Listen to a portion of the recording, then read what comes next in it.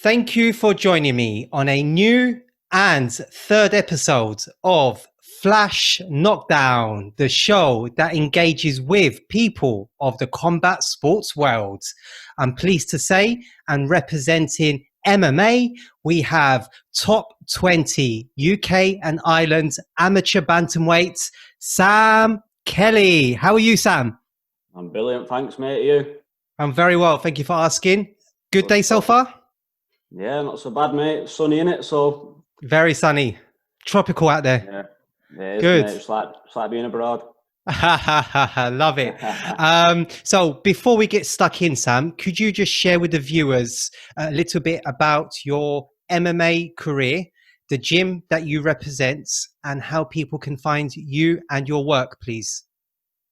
Yeah, I probably first went to the MMA gym and started training probably about 3 or 4 years ago now. At first, I was a bit on and off. Like, I'd go for a couple of weeks, then I wouldn't be there for 3 weeks, then I'd be there for a month, then I wouldn't be there for a week, all that stuff, letting excuses get in the way and all that.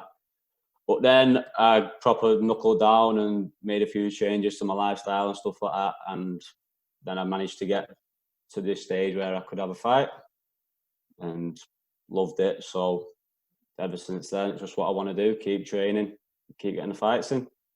Good stuff. And the gym that you represent there, Sam? Is a Blackledge MMA I represent, which is a top gym. You know, Tom's known, well recognised in the UK, proper pioneer of the sport. So he's always passing his knowledge on to all the lads and stuff, which is second to none, really. And I also train down at Real Grappling Manchester with Jamie Hay and Ian Butlin, people like that.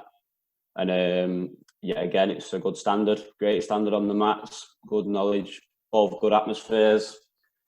Can't really ask for more when you're training, really. Cool. And finally, can you confirm your socials, please? Instagram, which is Sam Kelly 94, and just Facebook, Sam Kelly. And I'm also on Twitter, just as Sam Kelly. Awesome. So follow me up. Well, thank you for that, Sam. So are you ready for your flash choices? Let's go for it. Yeah. Okay. So this is the part of the show where I ask you 10 questions with 2 possible answers. Yeah. And you choose the one that best suits you in a flash. Got it? Got it. Okay, cool. So first one then, Sam. Michael Bisping or Conor McGregor? Bisping. Up kicks or uppercuts? Gotta be up kicks off me. MUFC or UFC?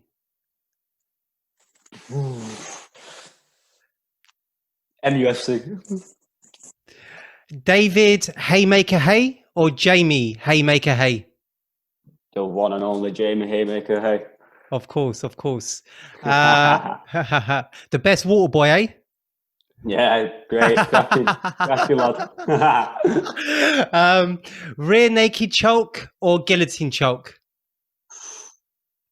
Rear naked. Ji-sung Park or GSP? Ji-sung Park. Workout 7 a.m. or 7 p.m? I like to be an early bird and get it done, so 7 a.m. Anthony Crawler or Scott Quigg? Crawler. Machine Gun Kelly or Gene Kelly? Don't know who either of them are, so can't answer. Okay, fair enough. and then the final one, Theatre of Dreams or Madison Square Gardens? Well, I've never been to Madison Square Garden, so I'll have to say the Theatre of Dreams. Fair enough, my man. How did you find that? Apart from question number 9, how did you find that? Good, mate. Good. Yeah, cool. Yeah. All right, so let's take it back to day number 1 then, Sam. Could you perhaps share your first recollection of martial arts, please?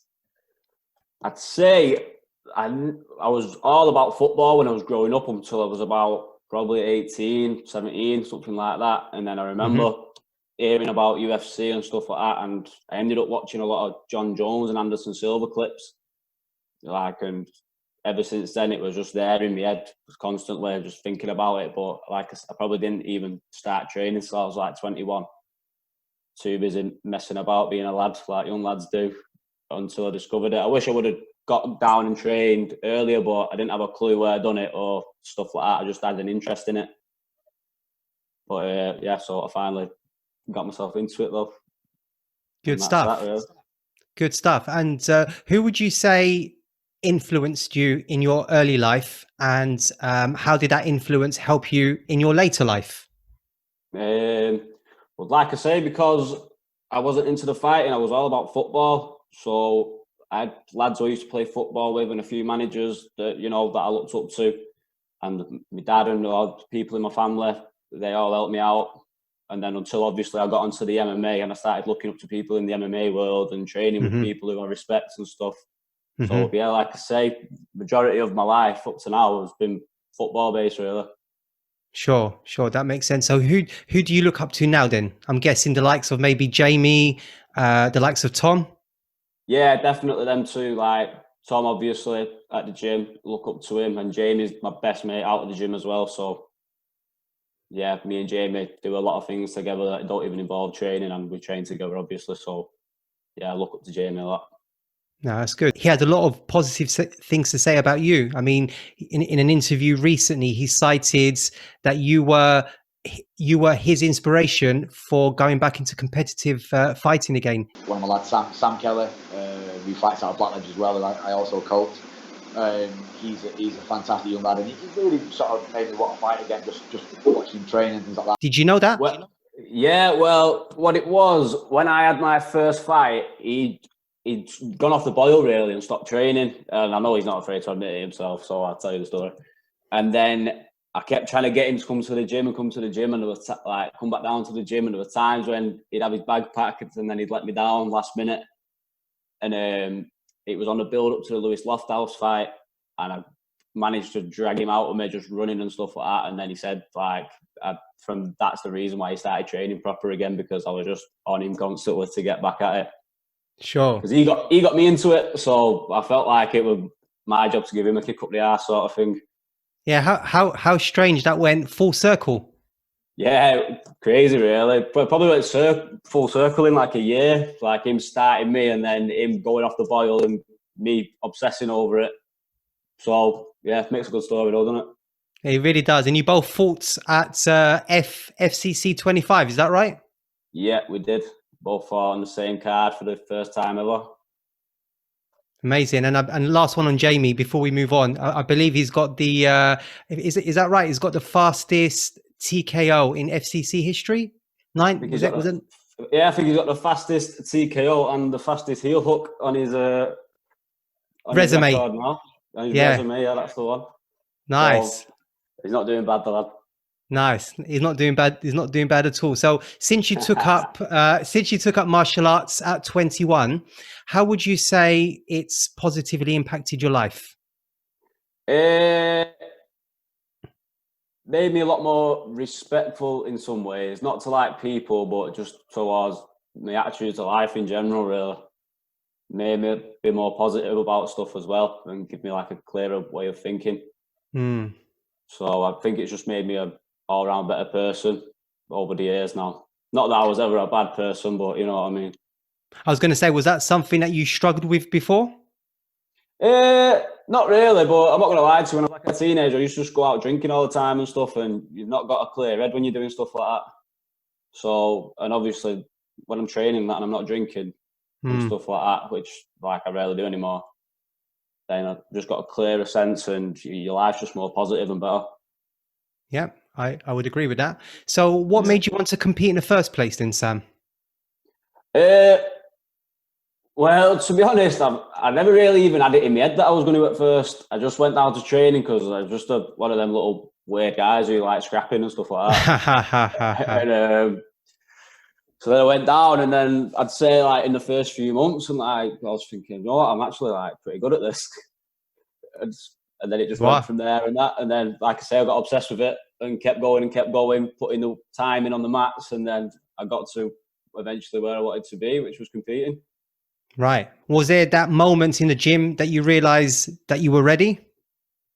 I would say I felt ready, because even for my first fight, because at first you have them doubts, so you're like, oh, I'm not ready, I'm fighting in front of people. It's like, which I don't have anymore, because it just is what it is now, and I've got the experience and that, so I'm not bothered. But at first you're like, I'm not ready.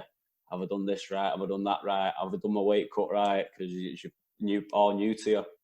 Yeah. But so yeah, that's that. Do you have to cut a lot of weights to make bantamweight or not?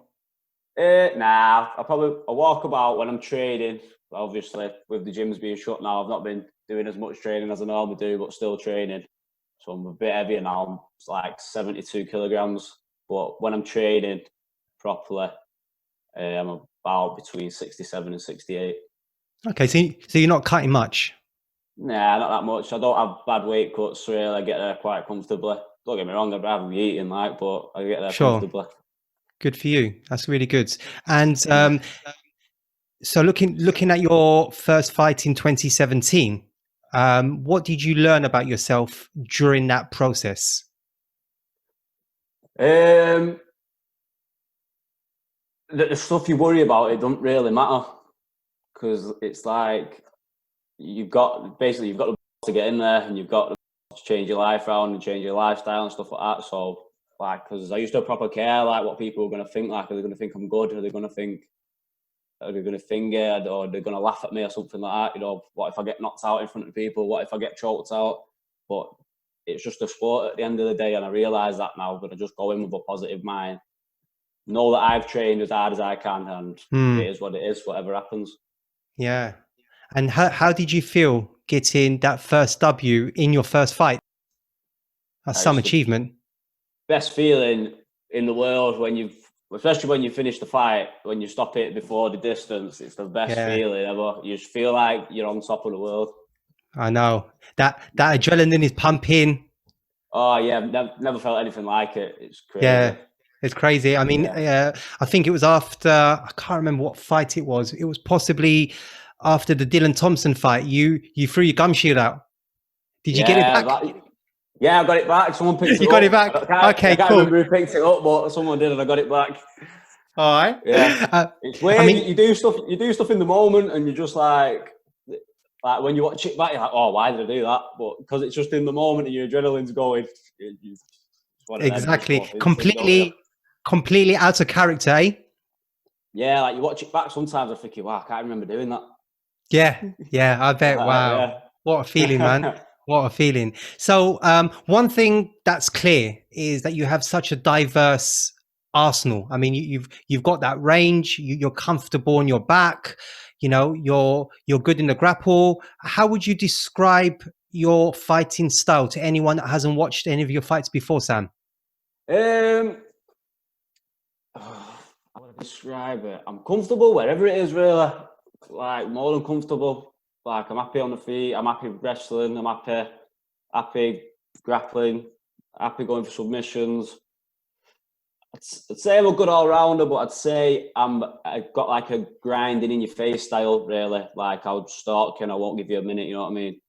Right. A bit like Khabib. Just grind you. Sort of. Just not as good at wrestling as him. I'm trying to think of the fight where you just took the guy's will. He just essentially gave up. Have you ever felt that from someone, that feeling of just taking away their will, taking away their confidence? I've had it before in fights, between rounds, when you look over and you can just tell they're done. You can just tell they've got that doubt in their head and they look tired. They kind of look like they're looking for a way out, you know what I mean? No, I do. Absolutely, my man. Absolutely. So coming back to that Dylan Thompson fight, which was your third amateur fight, whilst you dusted him off within 4 minutes, you went on record to say that was your toughest fight to date, with lots to work on. So what did you go away and work on? What did I go away and work on? Well, because I got caught in that triangle for a bit, and because I'm a stubborn guy and I just won't give in, I was not tapping, even though I'm not going to lie, we were close to putting me out loads of times when I was in that. I'm not afraid to admit that. He's a good lad, Dylan, as well, still speak to him. Yeah. Probably learned that I was probably rushing too much, trying to rush. Like, if you watch the fight, I run out and I'm like bull rushing him straight away. Whereas I know, like I say, I'm in your face, but I was kind of rushing too much, if you know what I mean, and making little mistakes. So it was just to be a bit more methodical in the way I was approaching it, and just take my time a little bit more. Yeah, makes sense. Just to be a little measured. Yeah. Feel him out a little bit. Yeah, rather than just going out like, trying to break hell loose in there. Just calm down a little bit and work the openings. Be a bit more clever, really, rather than just relying on my cardio. Yeah, sure. I have to ask. So you said that you nearly tapped out from that triangle. Which one was you most close to tapping out to? That triangle from Dylan, or that rear naked choke from Sam? Because that rear naked choke from Sam was, it was for on me. That one was done. That one was done. How did you survive? I'm trying to think. I was in the triangle for longer, to be fair, and I remember when I tried releasing me in a Rampage Jackson and slamming him, I just made it well tighter. So that was a mistake as well. I'd probably say I was panicking more in Dylan Thompson's triangle because I couldn't get him off me, whereas with the Sam Gittins one, I could grab his hands and stuff. Yeah, you were fighting. You were fighting the hands, weren't you? Yeah, I just had my chin strapped down, trying to pin his arm to me, and I was just fighting the hands, just trying to stay calm, listen to the corner. But I'd say I was panicking more in Dylan Thompson's triangle, though. Okay, so not panicking, because you've got to stay calm. That's the way you get out of them. Just stay calm, because I know some people, when they felt that triangle, like rear naked choke, they would have just tapped straight away. But given that situation, then Sam, what advice would you give someone? Because you found yourself, as I've mentioned, in some compromising positions, shall we say? So, what advice would you give someone who finds themselves in a submission? You just don't panic. Just try and stay calm. You know, you're doing these things in training and learning the escapes for a reason. If you stay calm, obviously, sometimes if they're on. You're not going to get out of it if it's too late. You have got to act fast as well. But you're not going to act fast. You're not going to do the right actions if you're panicking. So just try and keep a clear head, stay calm, and then just think about what you're doing, like methodically, step by step. I need to do this. I need to do that. And that's pretty much that, really. Mm-hmm.